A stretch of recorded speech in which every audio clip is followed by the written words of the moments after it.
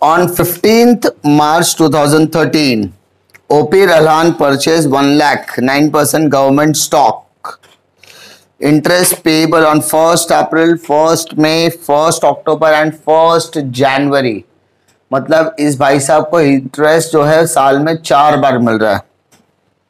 At the rate of 88.50 come interest into the bracket, face value 100 rupees each. On 1st August 20,000 stock is sold at 89 come interest, and 1st September 30,000 stock is sold at 89.25 x interest. On 31st December, the date of the balance sheet and the market price was 90. Show the ledger account of the investment for the ignoring income tax, brokerage, etc. and making apportionment in month. Apportionment in month का मतलब क्या होता है? अपने को aggregate month लेना है, ठीक है. अब वो ऐसा डेज का कैलकुलेशन है, 2.5 आएगा तो 2.5 मंथ्स लेने का. अब ध्यान देने की बात क्या है? सबसे पहले क्या बनाने का? टाइमलाइन. बिना टाइमलाइन के आपका सम चालू ही नहीं होगा. सबसे पहले आपका सम का ईयर एंडिंग 15 मार्च को उसने क्या किया? 15 मार्च 2013 को उसने परचेज किया है ना, तो पी फॉर परचेस. आगे क्या बोलता है? ओपी रैलान purchase 1 lakh rupees 9% government stock. Interest is payable on 1st April. 1st April को इंटरेस्ट मिल रहा है, 1st अप्रैल 2013. उसके बाद इंटरेस्ट कब मिलेगा? 1st जुलाई को मिलेगा, तो 1st जुलाई 2013. उसके बाद इंटरेस्ट कब मिल रहा है? 1st October 2013. एंड उसके बाद 1st जनवरी को मिल रहा है, 1st जनवरी 2014. ठीक है, साल में 4 बार आपको इंटरेस्ट मिल रहा है. Okay. At the rate of 88.50 come interest, face value 100. On 1st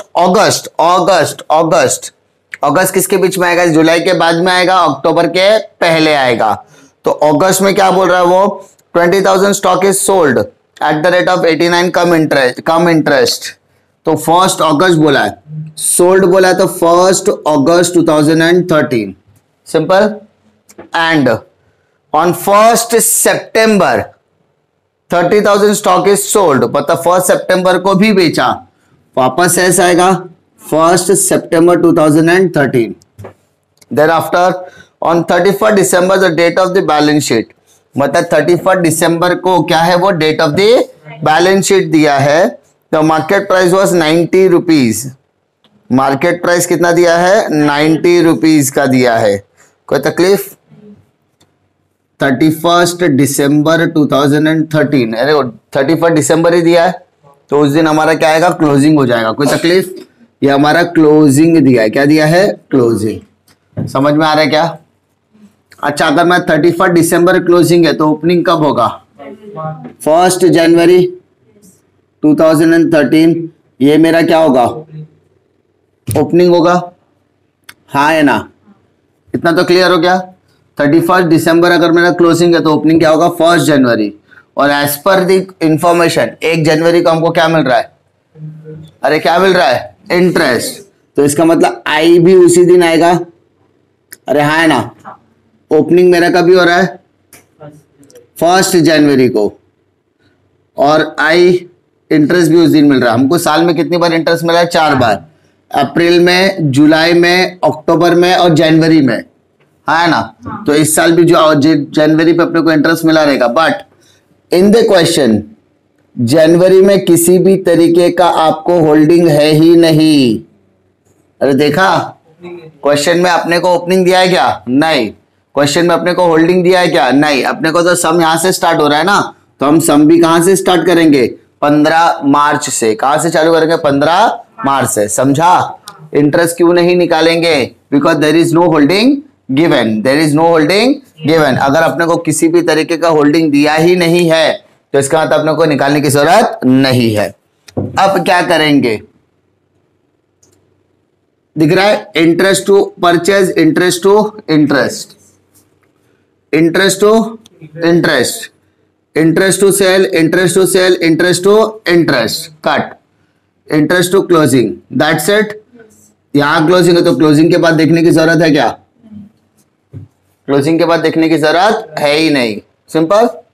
जनवरी के बाद जनवरी फरवरी मार्च, मार्च का आधा ही महीना बोला, 15 मार्च बीच में बोला, तो यानी कितना आएगा 2.5 मंथ्स। कितना मंथ आएगा 2.5। तकलीफ।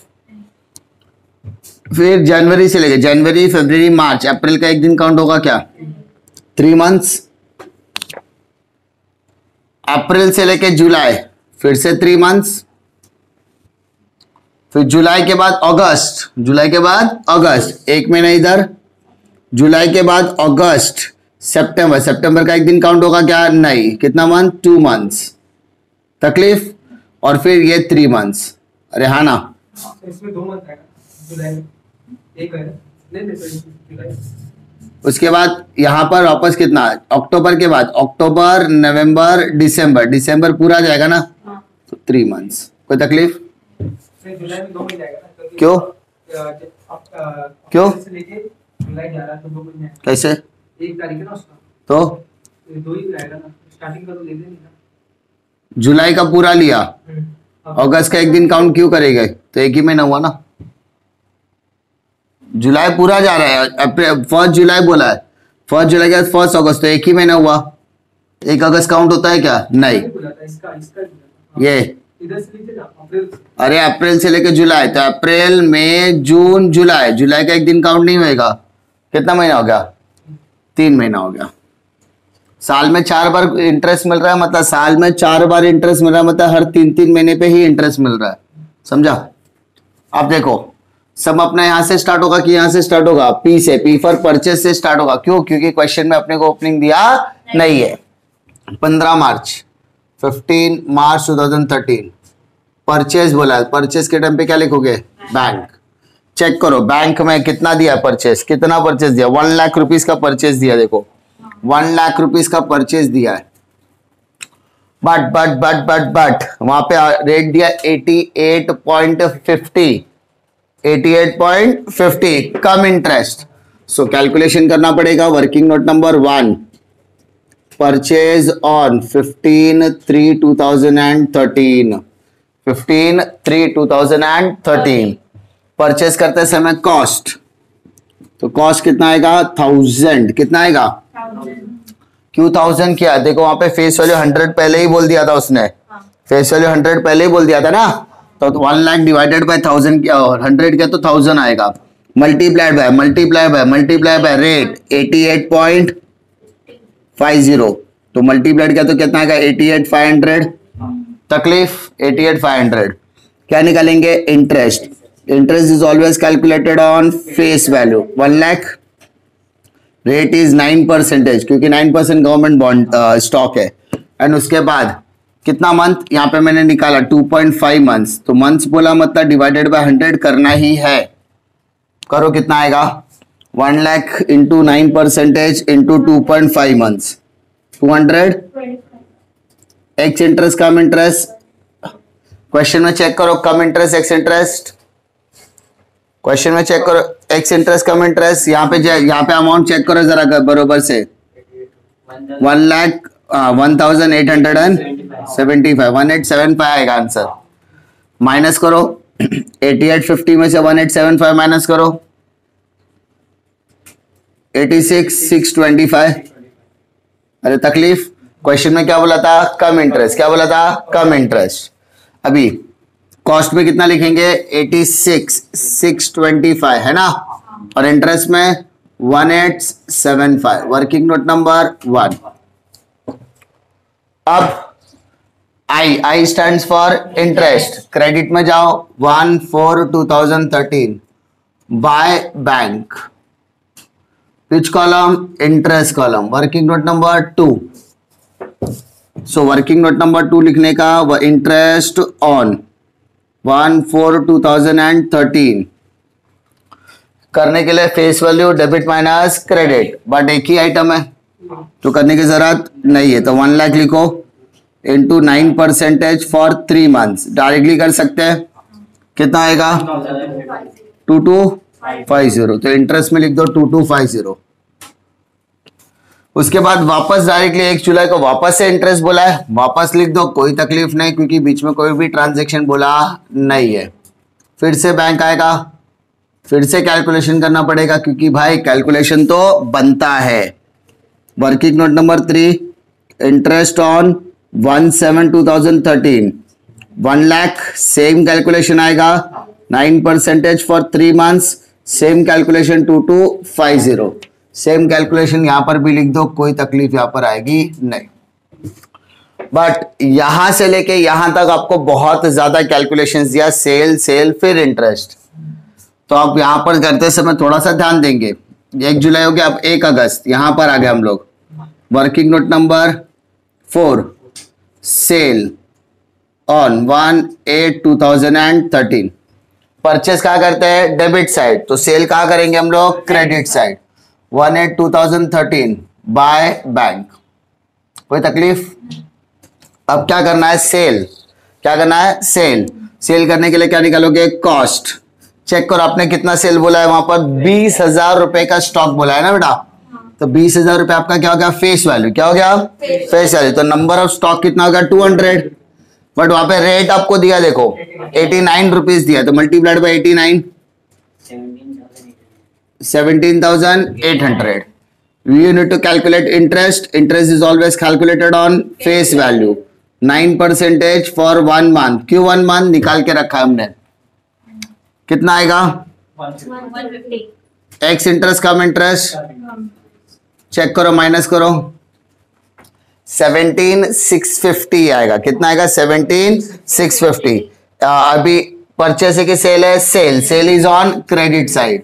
तो 1 लिखा हुआ है मैंने 17,650 कॉस्ट में आ गया और इंटरेस्ट में आ गया 150। दैट्स इट, है ना। सेल होने के बाद जस्ट तुरंत बाद क्या करते हैं? Profit and loss. Working note number 5, profit and loss on 1/8/2013। कौन सा 2 कॉलम लेने का? एक कॉलम होगा फेस वैल्यू, एक कॉलम होगा कॉस्ट। इसके बाद डेबिट माइनस क्रेडिट। ध्यान देने वाली बात क्या है? डेबिट में फेस वैल्यू एक ही है, कौन सा? 1 लाख। कॉस्ट कितना है? 86,625। अभी अगर मैं क्रेडिट साइड की बात करूं तो 1 तारीख को छोड़ के तो बचा क्या? ऊपर फेस वैल्यू में डैश है, कॉस्ट में भी क्या है? डैश। तो लेने की जरूरत नहीं है, तो जब है ही नहीं तो लेंगे क्या? अगर बेसिक से आप कर रहे हो तो आपको मालूम है कि कैसे करना है। डेट्स के ऊपर दिया ही नहीं गया है। अब आपने सेल कितना किया बेटा? 20,000। तो 20,000 के लिए कितना आएगा? कैलकुलेटर पे लो, 17,325।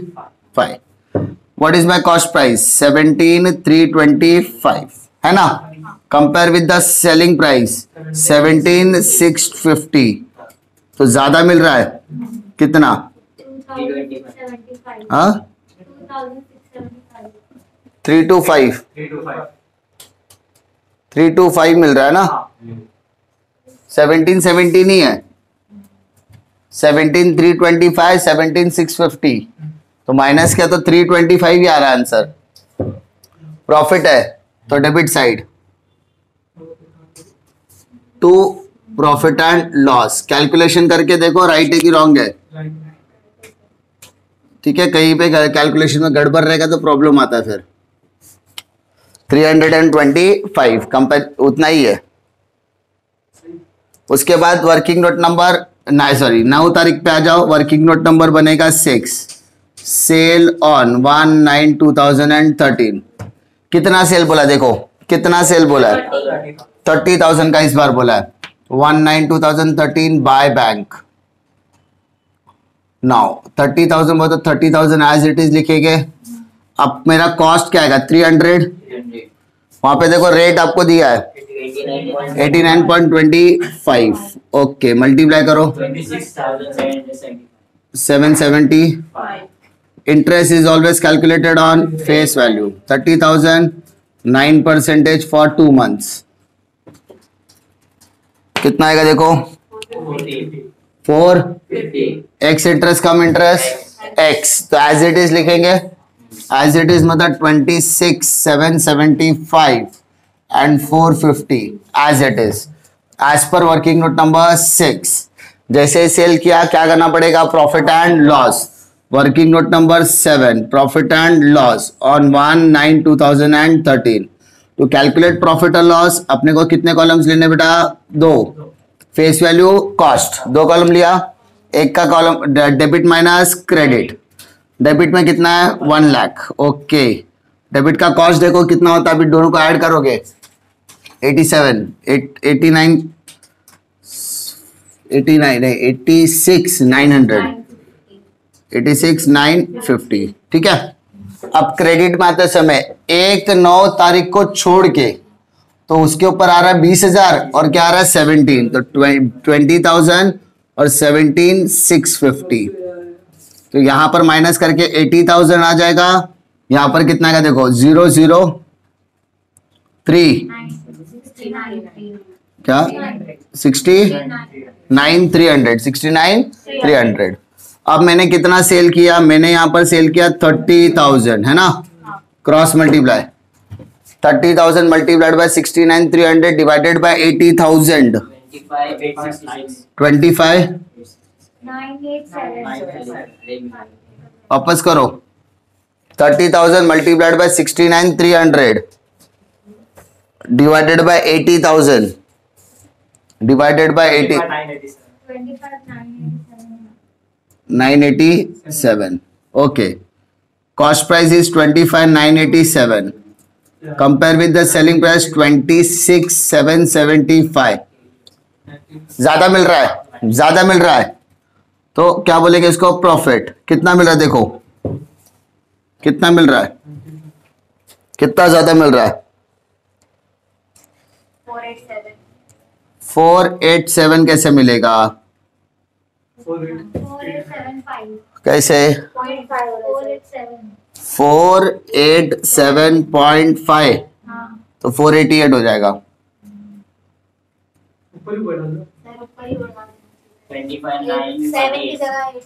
यहाँ पर ऐड कर दूं? हाँ, तो यहाँ पर जहाँ अगर वहां पे बढ़ा है तो यहाँ पे 87 आ जाएगा, अगर यहाँ पे 7 किया तो वहां पर 8 आ जाएगा। वो फ्रैक्शंस का काम है। अगर मैंने 0.5 आ रहा है, तुम्हारे कैलकुलेटर में 0.5 है तो 927.5 तो 98 हो जाएगा, उधर 88 हो जाएगा। तो जो आंसर आएगा उसमें माइनस करो तो 487 किधर? इधर 787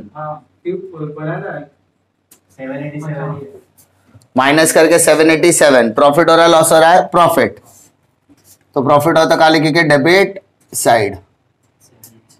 अगर कैलकुलेटर चलाओ भाई, बरोबर से कैलकुलेटर चलाओ। वर्किंग नोट नंबर 7 में आया 19/2013।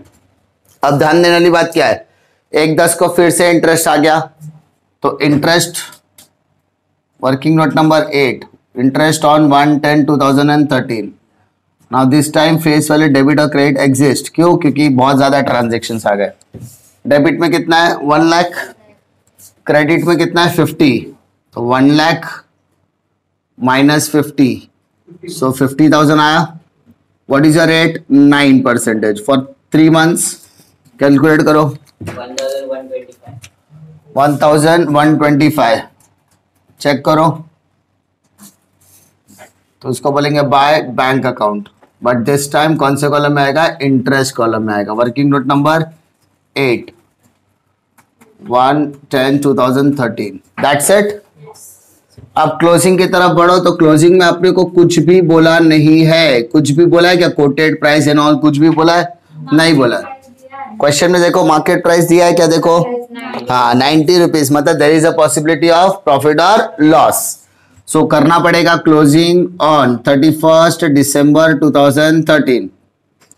Face value cost, debit minus credit.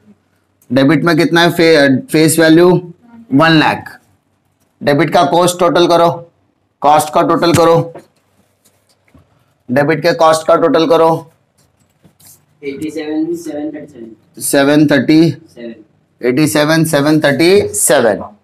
Credit side में आओगे, क्रेडिट में 50,000 आपको दिख रहा है फेस वैल्यू, और इसके टोटल करो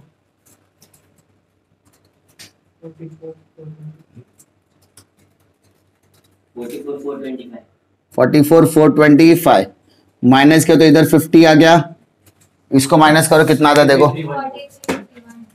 43,312। ओके, ये मेरा कॉस्ट आ गया, ये मेरा क्या है कॉस्ट प्राइस 43,312। बट मुझे कोटेड प्राइस क्वेश्चन में दिया है कितना बोला है 90 रुपीज का बोला है ना। 50,000 का मतलब है 45,000। मुझे कौन सा रिकॉर्ड करना चाहिए, विच एवर इज लेस, यानी मुझे ये रिकॉर्ड करना चाहिए। क्लियर? तो 43,312 बाय बैलेंस कैरिड डाउन। 50,000 मेरा फेस वैल्यू, कॉस्ट वैल्यू आएगा 43,312।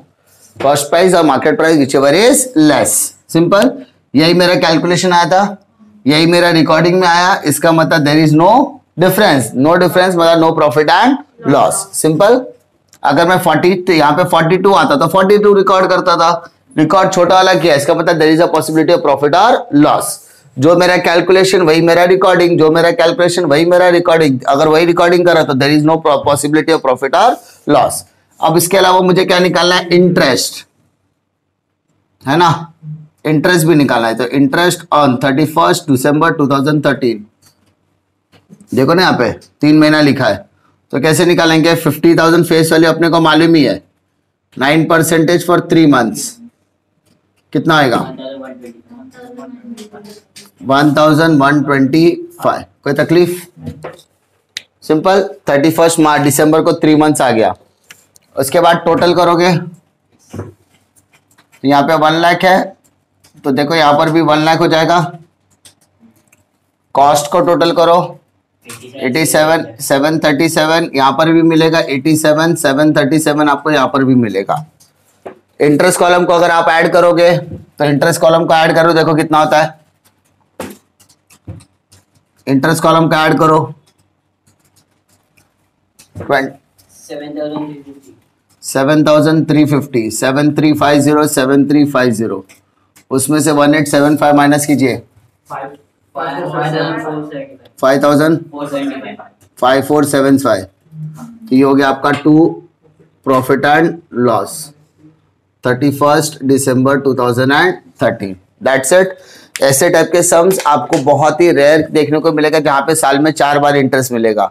ठीक है, लेकिन करा इसलिए दिया ताकि आपको पता होना चाहिए कि 4 बार इंटरेस्ट देगा तो भी डरने का जरूरत नहीं, कैलकुलेशन रिमेन्स द सेम। खाली मंथ लेने में थोड़ा सा कंफ्यूजन हो सकता है, लेकिन प्रैक्टिस करेंगे तो वो भी हो जाएगा। डिफिकल्टी